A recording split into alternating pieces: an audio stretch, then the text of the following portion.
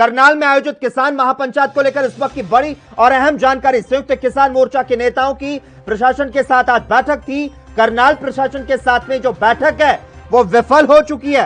इस वक्त की महत्वपूर्ण जानकारी आपके टेलीविजन स्क्रीन पर। किसानों की 11 सदस्यीय कमेटी और प्रशासन के बीच चल रही वार्ता विफल हो चुकी है और इसके बाद किसान नेता महापंचायत में लौट आए हैं। इस वक्त की बड़ी जानकारी।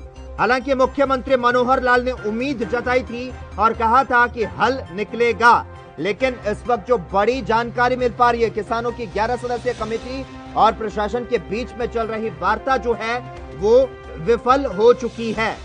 करनाल में सरकार और किसानों के बीच बातचीत बेनतीजा रही है।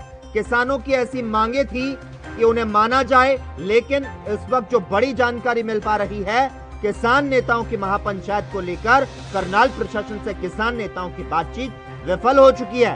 प्रशासन के साथ आर पार करने के मूड में किसान नजर आ रहे हैं। इस खबर पर ज्यादा जानकारी देने के लिए इस वक्त करनाल से हमारे साथ हमारे विशेष संवाददाता चंद्र प्रकाश फोन लाइन पर जुड़ चुके हैं। चंद्र प्रकाश, मुख्यमंत्री मनोहर लाल ने उम्मीद जताई थी कि हल निकलेगा, लेकिन इस वक्त की जो महत्वपूर्ण जानकारी मिल पा रही है, किसानों की 11 सदस्यीय कमेटी और प्रशासन के बीच में चल रही वार्ता जो है वो विफल हो चुकी है और किसान नेता जो है वो महापंचायत में लौटते नजर आ रहे हैं। कौन सी ऐसी मांगे थी जिस पर बात नहीं बन पाई और आगे क्या कुछ रणनीति का ऐलान हो सकता है? चंद्र प्रकाश, देखिए, मैं बताना चाहूंगा कि करीब 1.5 से 2 घंटे तक बैठक चली प्रशासन और किसान नेताओं के बीच में। बैठक में फैसला नहीं हो पाया क्योंकि किसान नेताओं का कहना था कि अगर आप दोषी कर्मचारियों को खिलाफ मामला दर्ज नहीं करते तो कम से कम उनको सस्पेंड कर दो, लेकिन प्रशासन की तरफ से उन्हें सस्पेंशन करने के भी कोई आश्वासन नहीं दिए गए। इसके बाद किसान नेताओं का साफ कहना था कि अगर प्रशासन का अड़ियल रवैया है तो बैठक बुलाने का फायदा ही क्या था।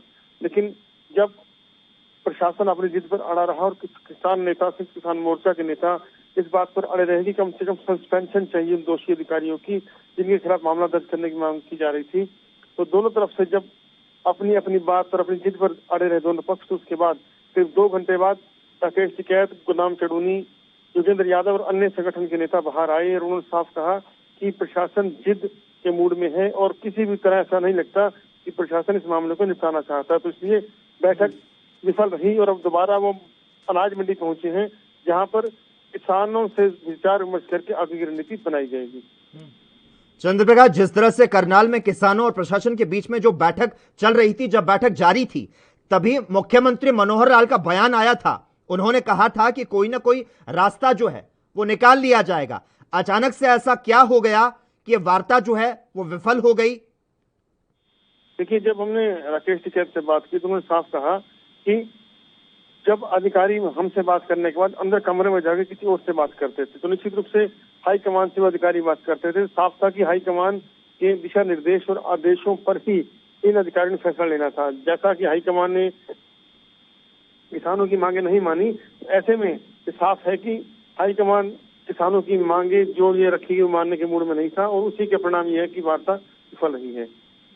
चंद्र प्रकाश, यहां पर आपसे जानना चाहूंगा, जिस तरह से कृषि मंत्री जेपी दलाल का भी बयान सामने आया था, उन्होंने कहा था कि लगता है कि गुरनाम सिंह चढ़ूनी ने हरियाणा में लगातार अराजकता पैदा करने के लिए कांग्रेस से पैसा लिया है, इसे ये तब तक जारी रखेंगे जब तक कि कुछ निर्दोष किसानों की जान नहीं चली जाती। ये बड़ा जो बयान है कृषि मंत्री जेपी दलाल की तरफ से आया था, क्या लगता है इस पर किसी तरह की कोई प्रतिक्रिया जो है वो किसान नेताओं द्वारा या फिर गुरनाम सिंह चढ़ूनी द्वारा आई है सामने? देखिए, गुरनाम सिंह चढ़ूनी जब जिला प्रशासन करनाल के साथ बैठक करके उतरे तो हालांकि बहुत भारी मीडिया का जमावड़ा था और वो इतना कहकर चलते बने कि बातचीत विफल रही। लेकिन जो आप दलाल, जो कृषि मंत्री हैं जेपी दलाल की बात कर रहे हैं, उनका जो आरोप है, ऐसे आरोप गुरनाम चढ़ूनी पर पहले भी लगते रहे हैं। पहले ऐसे आरोप लगाए गए थे कांग्रेस के। चंद्र प्रकाश जी, आपको यहाँ पर मैं रोकना चाहूंगा, लगातार आप हमारे साथ बने रहिएगा। इसी बीच किसान नेता राकेश टिकैत क्या कुछ कह रहे हैं, सीधी तस्वीरें। अभी बात हुई नहीं और सरकार से कोई बातचीत अभी नहीं हो पाई, वे कोई मानने को तैयार नहीं है और अभी वहाँ जाके बातचीत करेंगे। जो भी रहेगा आगे निकालो ना, हाँ करेंगे।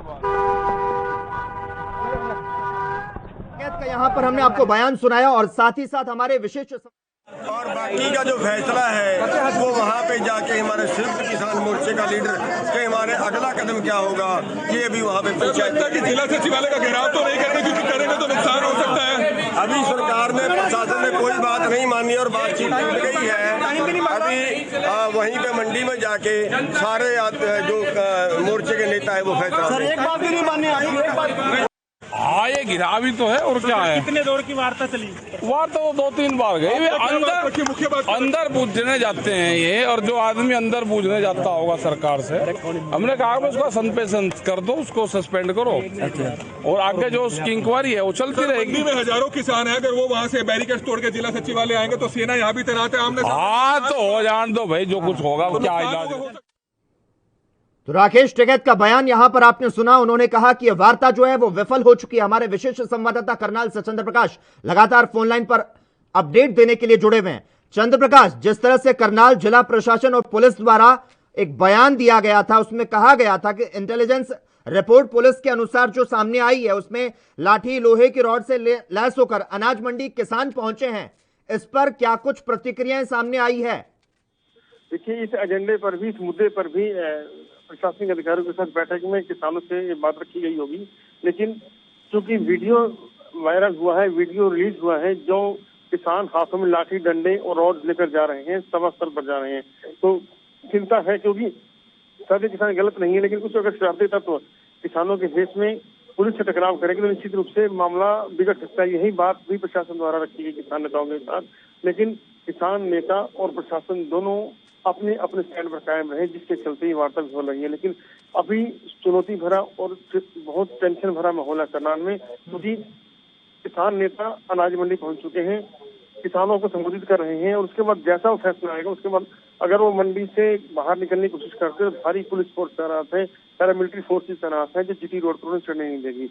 और जीटी रोड पर चढ़ने में टकराव होगा तो निश्चित रूप से वहाँ बल प्रयोग की पूरी आशंका दिखाई दे रही है, अगर किसान अनाज मंडी से जीटी रोड तरफ चलते हैं तो।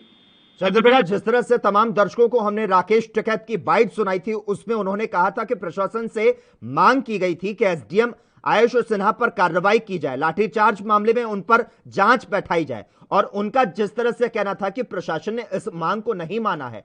आगे क्या नजर आ रहा है? क्या कुछ रणनीति जो है वो किसानों द्वारा बनाई जा सकती है, या फिर प्रशासन द्वारा क्या कुछ बातें जो है वो सामने आ सकती है?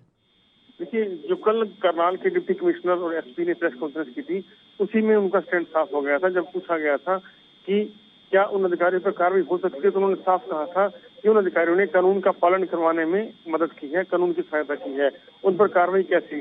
वही स्टैंड लगभग आज भी है, वही जिद आज थी किसानों की, और वही बात प्रशासन की आज थी कि जिन लोगों ने कानून को पालन करवाने में सहायता की उन पर कार्रवाई कैसी, क्योंकि वो चाहते हैं कि जांच हो, निलंबन हो, लेकिन जिला प्रशासन या सरकार ऐसा नहीं चाहती, क्योंकि उनका एक और तर्क है कि जो लोग कानून का पालन करते हैं, अगर उनको सस्पेंड किया जाएगा तो सरकारी कर्मचारियों का, सुरक्षा कर्मचारियों का मनोबल गिरना स्वाभाविक है।